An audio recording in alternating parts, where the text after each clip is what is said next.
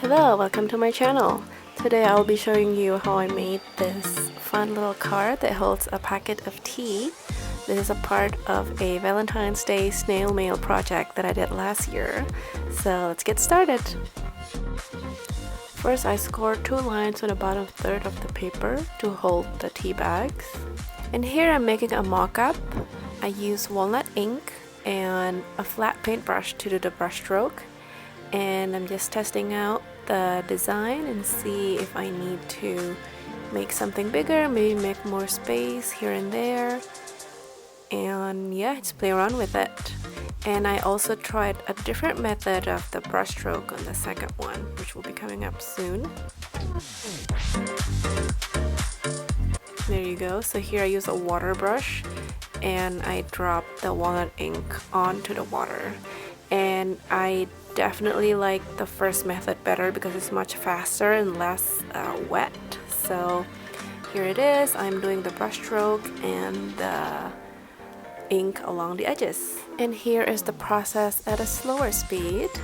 I had a lot of fun making these cards because I don't know, something about using the brush and just making some strokes on the card, and each card is unique because the brush strokes are different. It's just, I find it very therapeutic. I really had a lot of fun with it. I actually scanned some of the cards so I can use it for future design projects.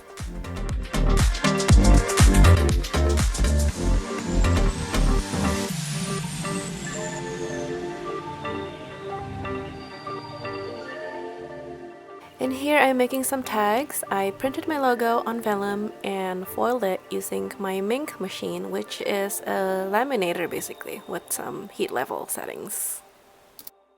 And the mass production continues. I'm writing all the block letters on the cards before the calligraphy part, which is coming up next.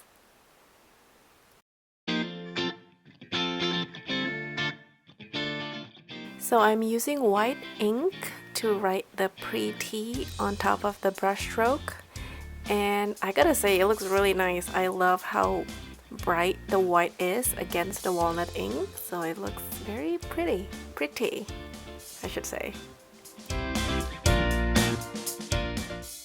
So the white ink I'm using is the Dr. P.H. Martin's Pen White, and I diluted it with a little bit of distilled water so that it's not too thick. That way it flows much better.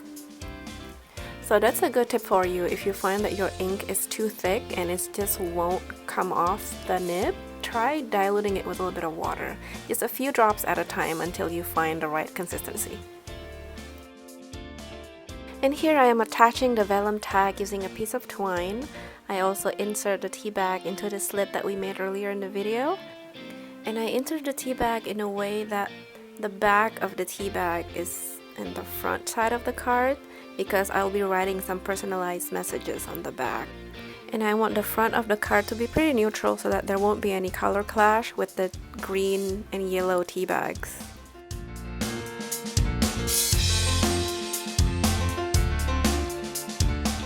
Now here's a little story about the tea. I grew up in Indonesia, and when I was in high school, I joined this business competition where this tea brand was one of the sponsors. And one of the challenges was to sell as much tea as we can. And I just remember my group and I knocked door to door to sell this tea. It was in the middle of summer in the afternoon. It was hot, we were sweaty, but it was a lot of fun. And I think our group got second place, so good job, team.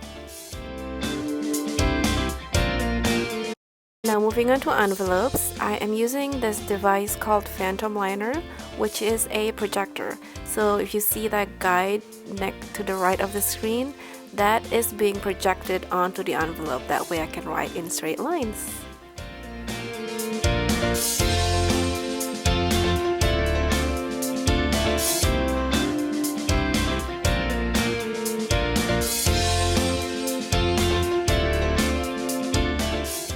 Lastly, for the seal, I use a lid dipped in walnut ink and my water brush pen to spread the ink around. Now this brush is refillable, and when you squeeze it, water will come out of the bristles. Isn't that so cool? Just look at that seal. I really love how it turned out. Here are more photos of the project. Are you a tea drinker? Are you more of a coffee person? Let me know in a comment.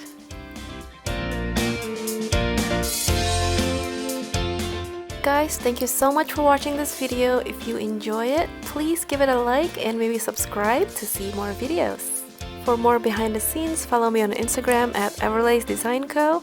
And if you're interested in learning calligraphy, check out my website, everlacedesignco.com. I'll see you next time.